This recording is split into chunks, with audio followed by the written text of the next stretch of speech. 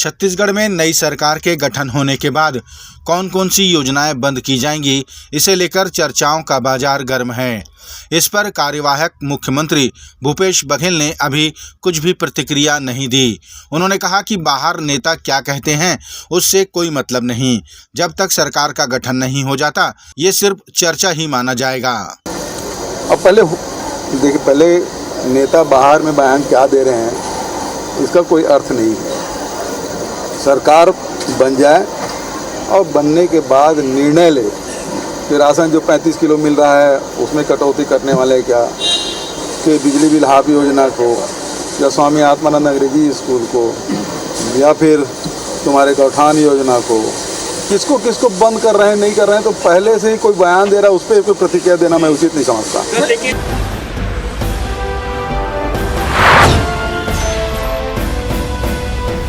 प्रजापिता ब्रह्म कुमारी शांति सरोवर में कमला दीदी की प्रथम पुण्यतिथि के मौके पर रक्तदान शिविर का आयोजन किया गया ताकि समय समय पर जरूरतमंदों को रक्त मिल सके।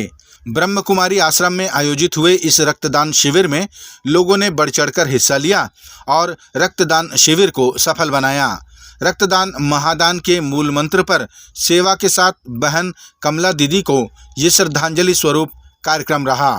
आज हम देखते हैं कि मनुष्य का जीवन बहुत महत्वपूर्ण है और आज के इस समाज में हम देख रहे हैं कि शरीर किसी का पूर्ण रूप से स्वस्थ नहीं रहता है, कहीं ना कहीं वीकनेस या कमज़ोरी रहती है।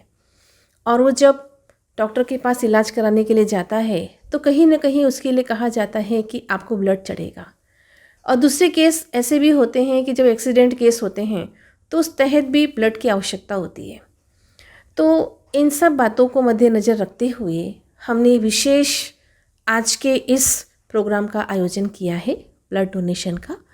और आज ब्लड अगर हम डोनेट करते हैं तो ये बहुत अच्छी बात है कि ब्लड वापस बनता है। ये हमारा किया हुआ योगदान कोई व्यर्थ नहीं जाता। तो आज ब्रह्मा कुमारी संस्थान में इस कार्यक्रम का आयोजन हुआ है और ख़ास हमारे जो आदरणीय कमला दीदी जी जो कि जिन्होंने समाज के लिए बहुत अच्छे उत्कृष्ट कार्य किए हैं और इस प्रकार की सामाजिक सेवा में वो बहुत बढ़ चढ़ कर के हिस्सा लेते रहे। और उनके जाने के बाद हमने ये पहली बार ब्लड डोनेशन का प्रोग्राम का आयोजन किया है।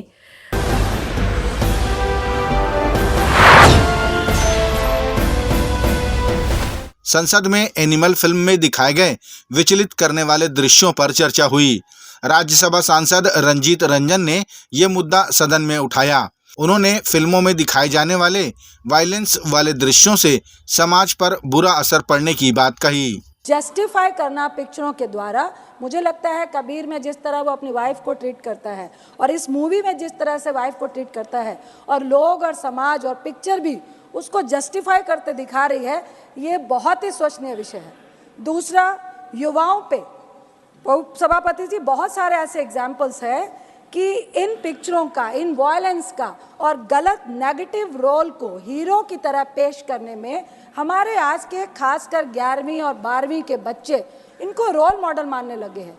कई इस तरह की हिंसा हमें समाज में देखने को मिल रही है जो एग्जाम्पल और जो उदाहरण वो पिक्चरों से लेकर आते हैं।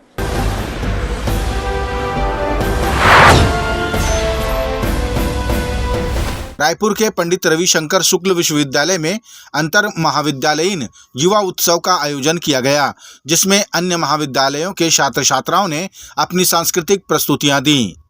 युवा उत्सव के माध्यम से विश्वविद्यालय में सभी महाविद्यालयों के छात्र छात्राओं की टीमें एकत्रित होती हैं और सांस्कृतिक के साथ बौद्धिक जानकारियों का भी आदान प्रदान होता है। यही ऐसे कार्यक्रमों का उद्देश्य होता है।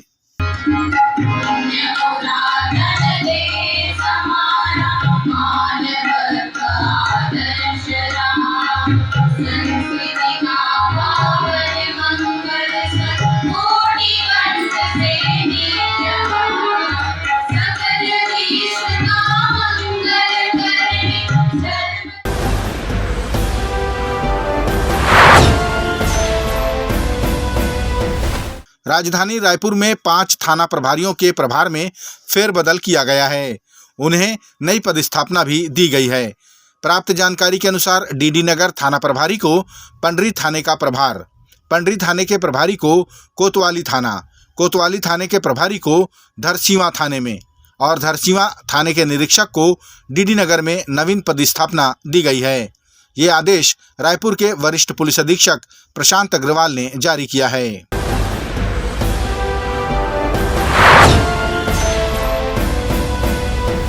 राजधानी रायपुर में चल रहे बुलडोजर को लेकर विधायक व वर्तमान में कार्यवाहक मुख्यमंत्री का जिम्मा संभाल रहे भूपेश बघेल ने कहा कि कोई बताने वाला नहीं है कि किसके आदेश पर बुलडोजर चलाए जा रहे हैं।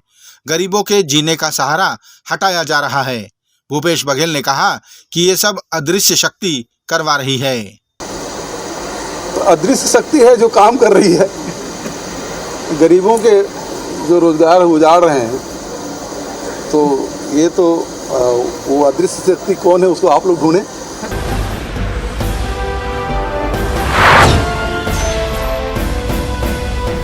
केसकाल विधानसभा से निर्वाचित हुए विधायक नीलकंठ टेकाम को मंत्री पद देने की मांग सर्व आदिवासी पिछड़ा वर्ग समाज के लोगों ने की है। सभी ने एक मत होकर कहा कि पूर्व में नीलकंठ टेकाम ने जिले के कलेक्टर रहते हुए क्षेत्र का विकास किया है। हम सभी समाज के लोग चाहते हैं कि टेकाम जी को मंत्री पद से नवाजा जाए। और श्री नीलकंठ टेकाम जी आज से 2 साल पहले 3 वर्ष तक के इस विधानसभा इस जिला में कलेक्टर रहे हैं और पूरे क्षेत्र में बहुत बढ़ चढ़कर विकास किए हैं, जिससे लोगों का लगाव है। इसलिए हम भारतीय जनता पार्टी से ये मांग करते हैं कि आदरणीय नीलकंठ टेकाम को मंत्री पद दिया जाए।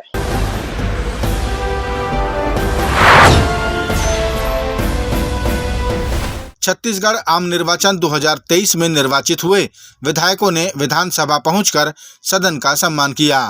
साजा विधानसभा के विधायक ईश्वर साहू ने पहली बार विधानसभा पहुंचने पर लोकतंत्र के मंदिर में मत्था टेका और भीतर प्रवेश किया। इस बार भी कई ऐसे विधायक हैं जो पहली बार विधानसभा जा रहे हैं।